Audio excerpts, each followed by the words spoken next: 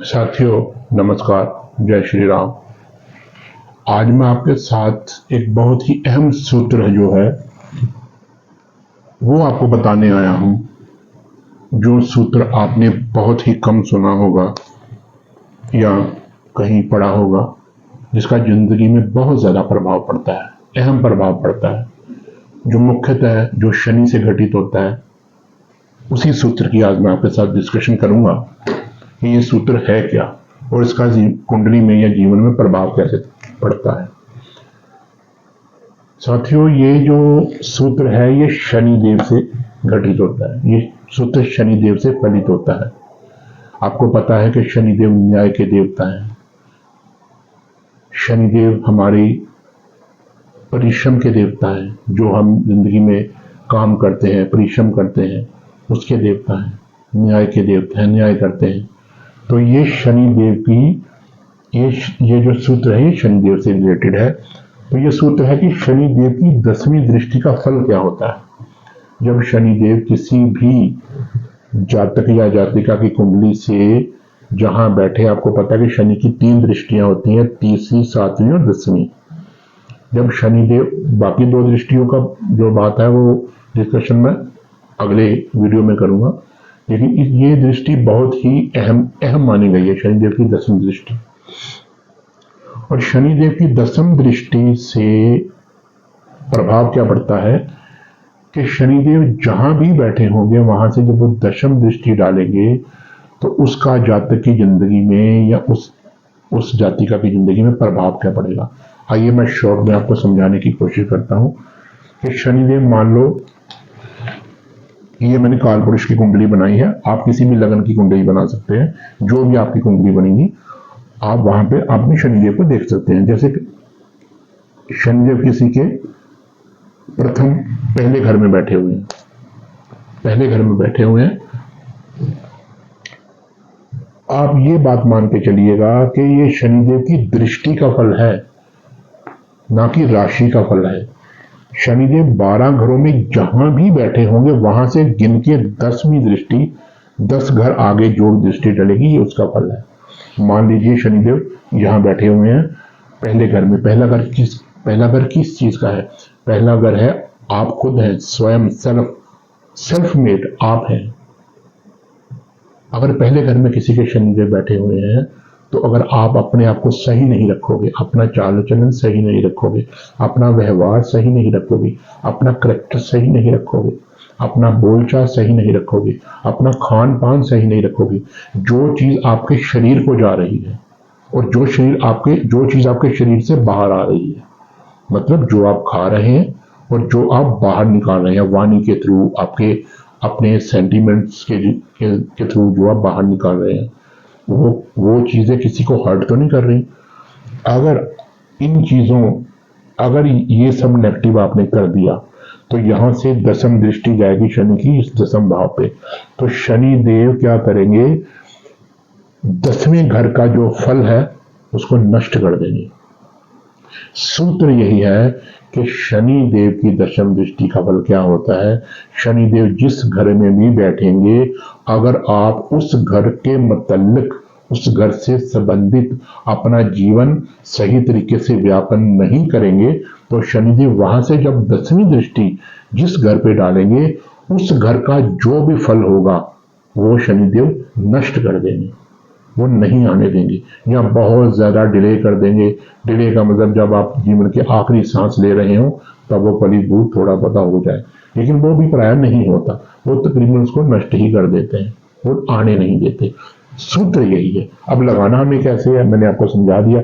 अब शनिदेव अगर दूसरे घर में बैठे हो तो दूसरा घर क्या है? आपकी वाणी का है, आपके कुटुंब का है, आपके धन का है, आपके खान पान का है। अगर आप गलत खान पान खाएंगे, गंदा भोजन खाएंगे, गलत वाणी बोलेंगे, दूसरों को सताने वाली वाणी बोलेंगे, धन का सदुपयोग नहीं करेंगे, अपने कुटुंब को सही तरह से आप डील नहीं करेंगे, अपने कुटुंब जनों का निरादर करेंगे, उनको किसी न किसी प्रकार से कष्ट देंगे, तो यहाँ से 10वीं दृष्टि कहाँ पे जाएगी? सूर्य शनिदेव की 11वें भाव पे जाएगी। तो 11वां भाव किस चीज का है? 11वां भाव है आपके प्रॉफिट एंड गेन्स का, आपके मित्रों का, आपके बड़े भाई बहनों का, आपके बड़े भाई बहनों से आपका अलगाव करा देंगे। जिंदगी में कोई भी आप काम कर लें, किसी चीज का भी आप काम कर लें, आपको कभी भी लाभ नहीं होगा। प्रॉफिट एंड गेन्स जो है, ये जो प्रॉफिट एंड गेन्स अकेला धन का नहीं है, किसी भी तरह का प्रॉफिट जिंदगी में आपको नहीं मिलेगा, गेन नहीं मिलेगा। आप नीचे नीचे नीचे जाते रहेंगे। आपका अपने बड़े भाई बहनों से प्रेम संबंध नहीं बन पाएगा, दोस्तों मित्र आपसे अच्छी तरह डील नहीं कर पाएंगे, उनका संबंध आपसे ठीक नहीं बन पाएगा, उनसे आपको कोई भी किसी तरह की मदद नहीं मिल पाएगी। अब अगर शनिदेव तीसरे घर में बैठ जाए तो तीसरे घर से दशम दृष्टि, तीसरा घर किस चीज का है? आपके छोटे भाई बहनों का है, आपके जीवन के संघर्ष का है, आपकी ताकत का है, आपकी विल पावर का है। अगर आप जिंदगी में फाइट नहीं करेंगे, आलस्य रखेंगे, अपने छोटे भाई बहनों से बुरा व्यवहार करेंगे, उनके हिस्से का जो धन ना लगा लीजिए, कुछ भी चीज है, आप उसको बराबर नहीं करेंगे। जैसे आपने उनके हिस्से को कुछ खा लिया, अब उसके साथ धोखा कर दिया, बिजनेस में, पार्टनरशिप में, जायदाद में, जमीन में धोखा कर दिया, तो यहां से शनि की दृष्टि जो है, दशम दृष्टि कहां जाएगी? 12वें भाव में जाएगी। 12वां भाव किस चीज का? आपके मोक्ष का है, मृत्यु के बाद आपको वो मोक्ष की तरफ जाने नहीं देंगे, अच्छे कर्मों की तरफ जाने नहीं देंगे, आपसे बुरे कर्म करवाएंगे, आपका माइंड सेट खराब कर देंगे। उससे क्या होगा? इससे आपको जेल भी हो सकती है। इससे क्या होगा? आपको ऐसी बीमारियां लग सकती हैं कि आप अस्पताल में दाखिल रहें, आप हॉस्पिटल में ही रहें। ये 12वां भाव किस चीज का? मोक्ष का है ना। मृत्यु के बाद का समय मोक्ष, नहीं जा पाएंगे, सारी जिंदगी हॉस्पिटल में लगी रहेगी, जितना धन कमाएंगे सारा हॉस्पिटल में जाएगा, कभी भी आपको सुख नहीं मिल पाएगा, शैया का सुख नहीं मिल पाएगा आपको, मतलब आपको अपने बेडरूम का सुख नहीं मिल पाएगा। चौथे घर में अगर शनिदेव बैठे हो तो चौथा घर किस चीज का? आपकी माता का है, आपके मन का है, आपका घर है, गाड़ी है, जमीन है, जायदाद है। अगर आप चौथे घर से संबंधित तो कोई प्रॉब्लम क्रिएट करेंगे, माता का दिल दुखाएंगे, माता का अपमान करेंगे, माता से बुरा व्यवहार करेंगे, जो आपका घर है, घर में क्लेश करेंगे, घर में आप अपने परिवारजनों को दुख पहुंचाएंगे, अपने घर को बनाने के लिए गंदे तरीके से, बुरे तरीके से धन अर्जित करेंगे। तो क्या होगा? शनिदेव की 10वीं दृष्टि कहां पे जाएगी? 7, 8, 9, 10 आपके लगन पे जाएगी। आपकी सेहत खराब कर देंगे, आपको बीमार कर देंगे, आपको किसी डिसीजन के काबिल ही नहीं छोड़ेंगे, समाज में आपका मान सम्मान खराब कर देंगे, आपकी बुद्धि खराब कर देंगे। 5वें घर में अगर शनिदेव बैठे हो तो ये चीज किस चीज का है? बुद्धि का है। ये किस चीज का? आपकी इच्छाओं का है। ये गुरु का भी है, विद्या का भी है, प्रेम का भी है। अगर यहां बैठे आप किसी चीज में प्रॉब्लम क्रिएट कर दी, अगर आपका किसी से प्रेम संबंध है, सच्चा संबंध है, आपने उसको धोखा दे दिया, अपनी बुद्धि का दुरुपयोग किया, अपने गुरुजनों का अपमान किया जो आपको विद्या दे रहे हैं, ये यहां से हम अपनी मिडिल एजुकेशन देखते हैं, यहां से हम अपनी ग्रेजुएशन देखते हैं, और यहां से हाई स्टडी देखते हैं। आपने अपने गुरुजनों का अपमान किया, आप अपनी पढ़ाई पूरी नहीं, गुरुजनों का अपमान किया, प्रेम संबंधों में आपने धोखा किया, गुरुजनों का अपमान किया, बुद्धि का दुरुपयोग किया, ठीक है। तो क्या होगा? यहां से दशम दृष्टि कहां पे जाएगी? 1, 2, 3, 4, 5, 6, 7, 8, 9, 10 दूसरे भाव पे जाएगी। दूसरा भाव किस चीज का आ गया? वही आ गया आपकी वाणी का, आपके कुटुंब का, आपके धन का। धन की हानि होती रहेगी सारी जिंदगी। आपको कुटुंब का कभी भी साथ नहीं मिल पाएगा, अपने बड़े बुजुर्गों का, कुटुंबजनों का कभी भी साथ नहीं मिल पाएगा, ठीक है। 6वें घर में अगर आ गए तो क्या होगा? शनिदेव के 6वें घर में बैठ गए तो क्या होगा? शनिदेव 6वें घर से रिलेटेड अगर आपने न्याय नहीं किया, 6वां घर किस चीज का है? सेवा का है। किनकी सेवा करें? रोगी की, गरीब की, धनहीन की सेवा करें।